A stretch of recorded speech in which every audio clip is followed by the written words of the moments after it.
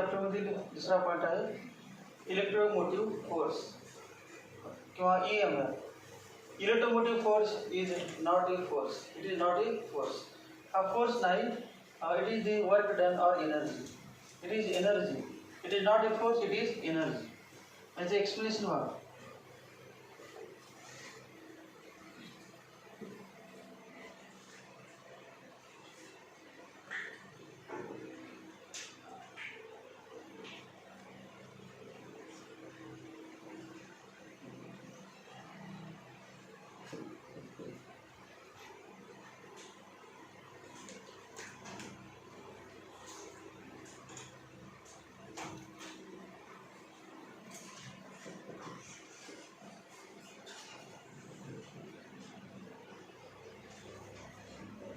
Consider a resistor of resistance R.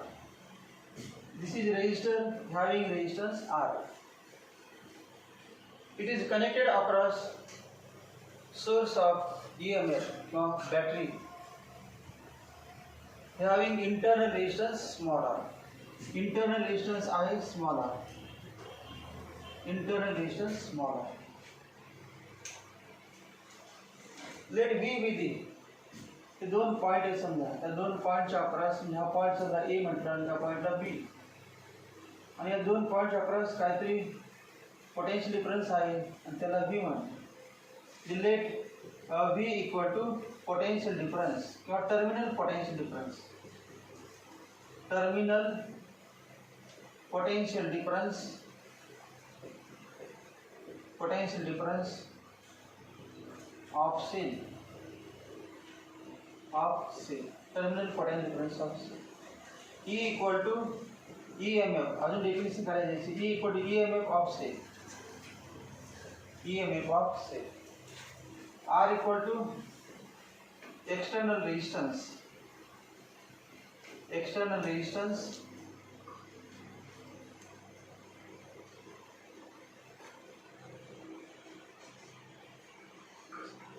Small r equal to internal resistance of cell. Internal resistance, internal resistance of cell, internal resistance of cell. I म्हणजे current flowing through circuit. I equal to current flowing through circuit.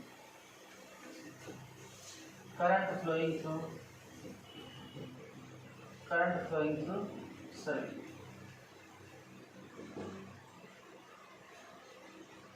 Let Q be the charge supplied by the cell. हे sale जोडलेला आहे, सेलने काहीतरी charge supply केला, त्याला Q मानला आपण. स्मॉल Q किंवा कॅपिटल Q. तर स्मॉल Q मानतो. Q equal to charge supplied by the cell, supplied by the cell.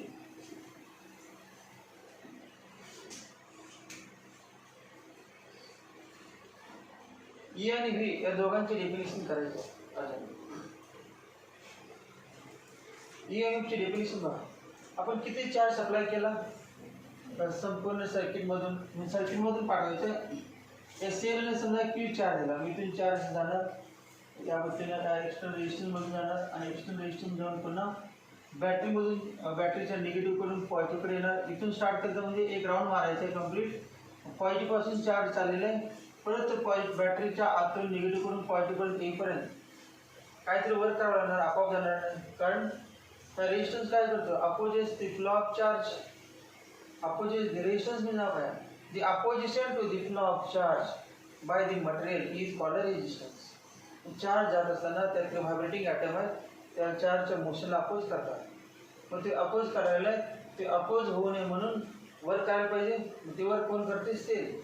Work done by the cell to send charge Q. किती चार्ज पाठवायचे, circulate करायचं आहे Q चार्ज. काहीतरी work केलं असेल, Q चार्ज संपूर्ण सर्किटमधून एकदा फिरवण्यासाठी त्या सेलनं काहीतरी वर्क, सेल म्हणजे डिव्हाइस आहे चार्ज पाठवणार. मग असं म्हटलं समजा W equal to work done, W equal to work done by the cell. Work done by the cell to circulate charge q once around the complete circuit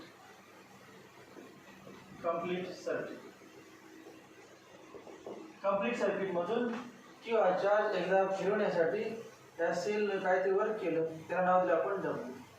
व q जो charge फिरवण्यासाठी W q वर, तर unit फिरवण्यासाठी किती W upon q, आणि त्या W upon q चं नाव E आहे.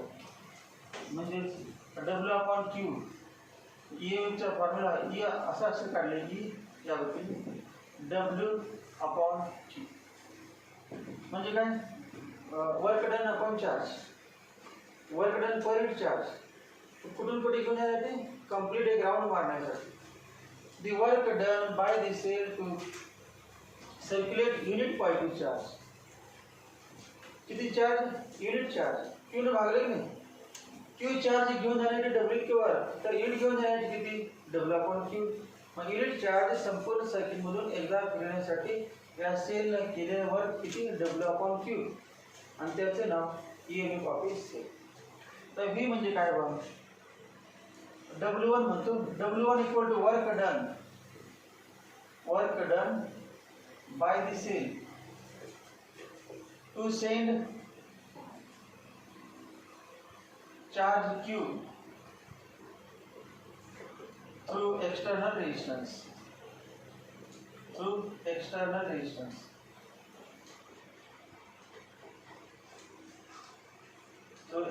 रेजिस्टेंस म्हणजे कुठला बघा, हा R. मग R या रेजिस्टन्सच्या एका टोकापासून R या रेजिस्टन्सच्या दुसऱ्या टोकापर्यंत Q चार्ज पाठवण्यासाठी किती वर्क केलं असं समजलं आपण. टोटल किती वर्क केली सांगा सेलनं, W. संपूर्ण सर्किट मध्ये राउंड मारण्यासाठी W. किती चार्ज, Q चार्ज. तर R या रेजिस्टन्समध्ये जाण्यासाठी किती, त्यावेळेस कमी असणार. तर संपूर्ण सर्किट मध्ये जाण्यासाठी 100 जूल वर्क केलं. तर या बाहेर रेजिस्टन्स मध्ये किती, समजा 80 जूल, आणि आतील रेजिस्टन्स मधून हा स्मॉलर म्हणजे आत आहे त्याच्यावर मध्ये जाण्यासाठी किती 20 जूल. मग टोटल 100 जूल वर्क केलं म्हणजे E 100 जूल पैकी किती 80 जूल रेजिस्टन्स मध्ये जाण्यासाठी आणि 20 जूल इंटरनल रेजिस्टन्स मध्ये जाण्यासाठी. मग आता या ठिकाणी W1 म्हणजे काय लिहिलं आपण, Q चार्ज कुठून कुठे पाठवण्यासाठी, कुठून कुठे सेंड करण्यासाठी, कुठून कुठे पाठवण्यासाठी, A पासून B पर्यंत म्हणजे रेजिस्टर मध्ये पाठवण्यासाठी किती वर्क केलं. Q चार्ज सेल रेजिस्टर मधून पाठवण्यासाठी W1 वर्क, तर युनिट चार्ज रेजिस्टर मधून पाठवण्यासाठी किती वर्क, W1 अपॉन Q, आणि त्याला म्हणायचे V equal to W1 upon Q.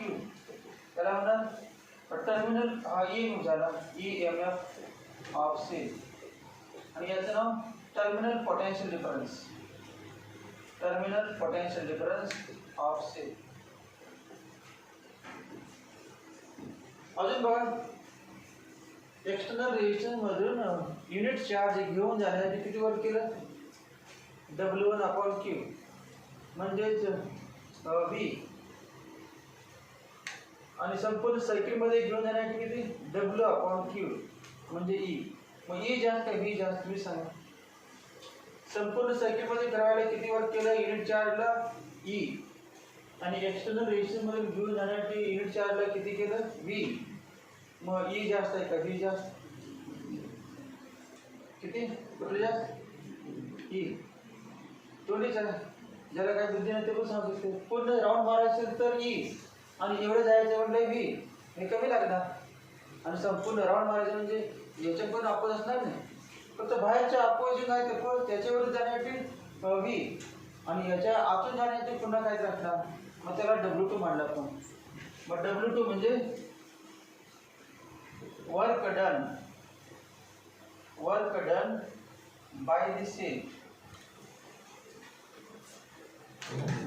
in overcoming internal resistance.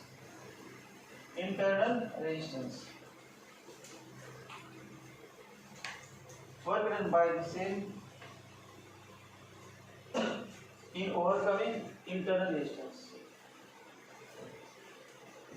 तो सांगा फॉर्म्युला स्मॉल v म्हणतो, स्मॉल v वेगळा आकार काढला, W2 अपॉन Q.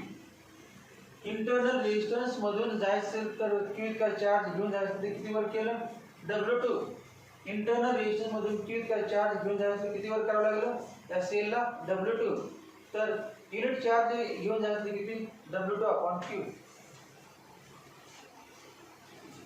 मला सांगा युनिट चार्ज संपूर्ण सर्किट मधून फिरवायचं ते किती वर केलं, E. युनिट चार्ज बाहेरच्या रेजिस्टन्स मधून घेऊन जायचं किती वर केलं, V. आणि युनिट चार्ज इंटरनल रेजिस्टन्स मधून सेल मधून घेऊन जायचं किती वर केलं, V. मग total by law of conservation of energy E equal to V plus V. एवढं करते का संपूर्ण राउंड मारण्यासाठी किती E. राउंड कधी पूर्ण होईल, बाहेरच्या रेजिस्टन्स मधून जाऊन आतील रेजिस्टन्स गेले की राउंड होईल. बाहेरच्या रेजिस्टन्स मधून जाण्यासाठी केलेलं वर्क अधिक इंटरनल रेजिस्टन्स मधून जाण्यासाठी केलेलं वर्क म्हणजे एक राउंड मारण्यासाठी केलेलं वर्क. आणि ते किती आलं मग, by law of conservation of energy, by law of conservation of energy, law of conservation of energy, capital E equal to V plus V, E equal to V plus V. एवढं झालं. आता by Ohm's law सांगा, V equal to by Ohm's law, by Ohm's law V equal to I into R, V equal to I into R. अजून सांगा small v equal to I into small r. और therefore या दोन्ही किमती दिलेल्या तर E equal to काय लिहा, I into capital R plus I into small r. Therefore E equal to I into bracket R plus R. Therefore I equal to E upon R plus R. Diagram काढ किंवा अगोदर definition लिहा दो आणि पुन्हा मग diagram.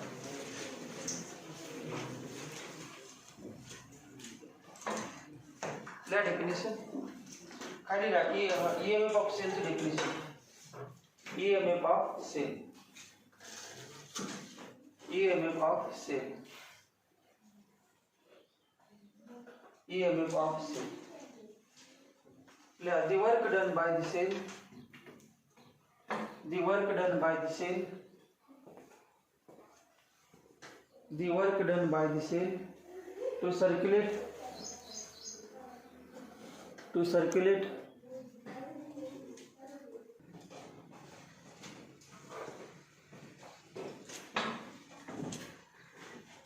work done by the cell to circulate unit charge once around the complete circuit, unit charge once around the complete circuit, once around the complete circuit, once around the complete circuit is called as EMF of a cell, is called as EMF of a cell, EMF of a cell. Terminal potential difference of a cell, terminal potential difference of a cell, terminal potential difference of a cell, terminal potential difference of a cell. Bracket मध्ये काय V, EMF of a cell bracket मध्ये E आणि terminal potential difference of a cell bracket मध्ये capital V. It is work done by the cell, it is work done by the cell, burden किंवा energy spent, work done by the cell to send, work done by the cell to send unit charge, to send unit charge through external resistance, to send unit charge through external resistance, external resistance is called as terminal potential difference of cell, is called as terminal potential difference of cell. Terminal potential difference of cell.